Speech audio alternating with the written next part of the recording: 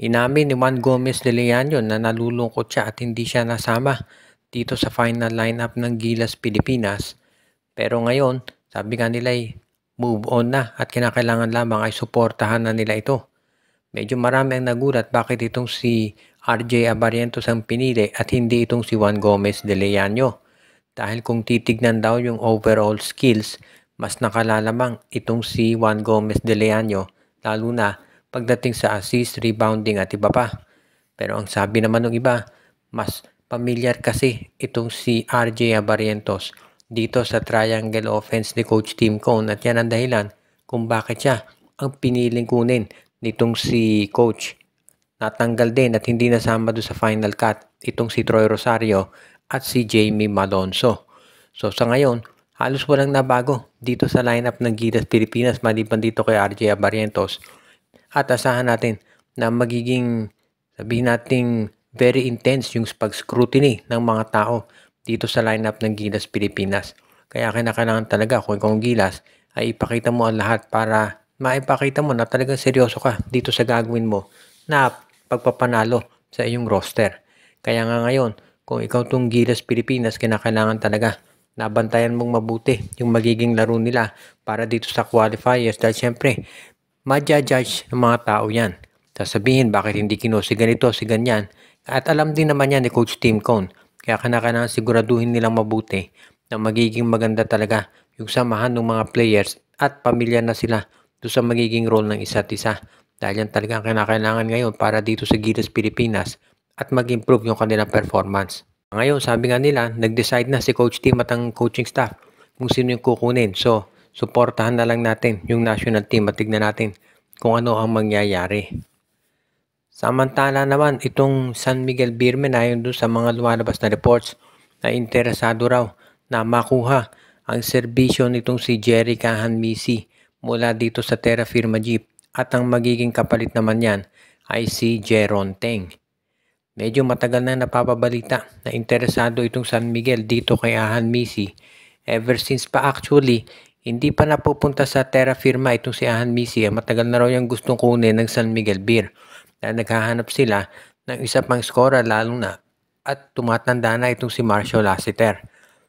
Kaya nga itong si Jerry Kahanmisi ang isa daw sa kinokonsidera nila at pwedeng maging kapalit nga ay itong si Jeron Teng. Itong si Jeron Teng naman, magiging siya ang isa doon sa mga main man o talagang main man itong Terra Firma Jeep kung sakaling dyan siya mapunta.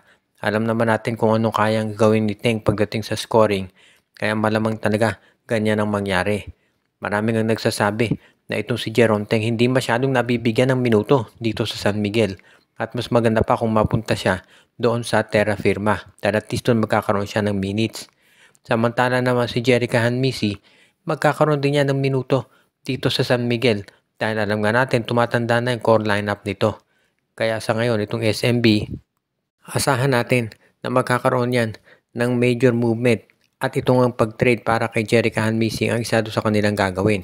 At asahan din natin na magiging mas matindi yung preparasyon ng San Miguel para sa mga susunod pang mga conferences. Lalo na at alam naman natin na hindi magiging biro yung challenge para dito sa Philippine Cup para idepensa nila yung kanilang corona.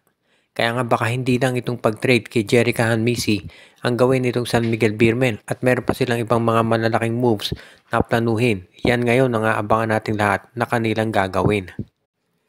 Ito nga bang Barangay Ginebra ngayon ay interesado na i-trade na itong si Norbert Torres at baka ito ay dalhin dito sa Blackwater Bossing kapalit nitong si Christian David o kaya naman ayon doon sa ibang mga reports na lumalabas baka i-offer nila itong si Norbert Torres dito sa koponan ng Phoenix Fuel Masters kapalit nitong si Will Gosum o Kai Balungay. Marami kasi ngayon pinag-aaralan na options itong Barangay Ginebra kahit na busy itong si Coach Tim Cone. Alam natin na nagre-ready pa rin ng Barangay Ginebra sa pag-i-improve ng kanilang performance. Sa ngayon kasi itong si Coach Tim Cone, syempre 100% concentration yan sa Gilas Pilipinas. Pero yung nasa management ng Ginebra nakafocus naman sa pagpapalakas nitong lineup nila. Dahil sa kasalukuyan, nasa number 8 position itong Ginebra dito sa eliminations. Hindi pa tapos yung eliminations, marami pang pwedeng mangyari. Pero syempre ang management gustong palakasin yung kanilang lineup. At ang nakikita nga natin na isa doon sa pwedeng gawin dyan ay i-trade si Norbert Torres at si Ben Adamos para sa ibang mas athletic at mas magaling na mga center. Marami namang ibang options dyan. Bukod doon sa nabanggit natin, nandiyan si J1 Bohot at si Cade Flores dito sa Titan Ultra at si Luis Anggalang naman dyan sa Terra Firma Jeep. So marami pwedeng pagpilian itong si Coach Tim Cone pagdating dito sa pag-address dun sa kakulangan sa kanyang roster. Tandaan natin, yung first round draft pick ng Terra Firma dito na sa Barangay Ginebra. So magagamit nila yan sa mga susunod na conferences.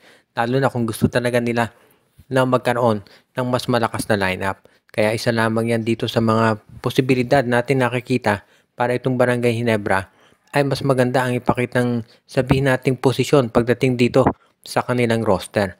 Alam naman natin na nagpapalakas talaga Ginebra, kaya naman gusto nila siguraduhin na magiging maganda itong trade na gagawin. At ang huli nating balita ay itong Terra Firma Jeep ay kinokonsidera pa rin na for sale. Ibig sabihin maraming mga teams ngayon ang nag-aaral talaga at maraming kumpanya ang pinag-iisipan na bilhin ito. Pero magdedetermine na lang dito talaga ay kung ano ang kanilang magiging sabihin na nating sitwasyon at pag-aaral doon sa presyo nito. Ang isa doon sa mga kumpanya na sa tingin ko ay pwedeng bumili dito sa Terra Firma itong Wilcon Depot dahil sumasali na yan doon sa mga PBA 3-on-3 tournaments. Kaya hindi naman siguro sila sabihin nating baguhan pagdating dito sa basketball. Kaya magiging mas maganda na talaga para dito sa lineup nitong sabihin na nating Terra Firma kung sila ay mabenta nga sa ibang kumpanya.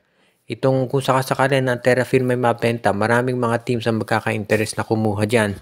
Lalo na itong Wilcon Depot, Chooks to Go at yung iba pa.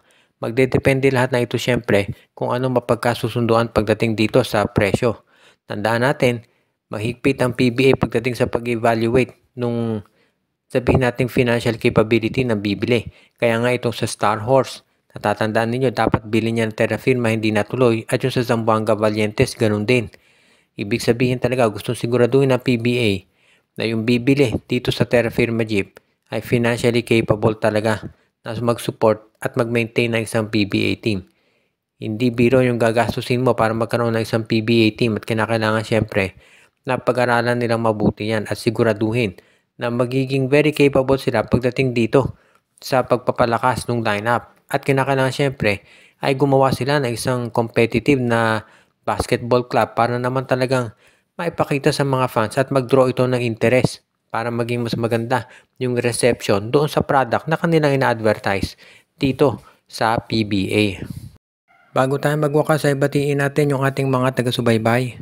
Katulad nila RG Bueno at Dalina Family, si Monte Guzman, si Malyari Mascareñas, si Jonel Alagon, si Ireneo Salangsang, si Enju, si Katsakino Dukusin, si Dexter Domer, binabati din natin si Joshua Giray, Espejo at Rosales Family at yung iba pa nating mga taga-subaybay.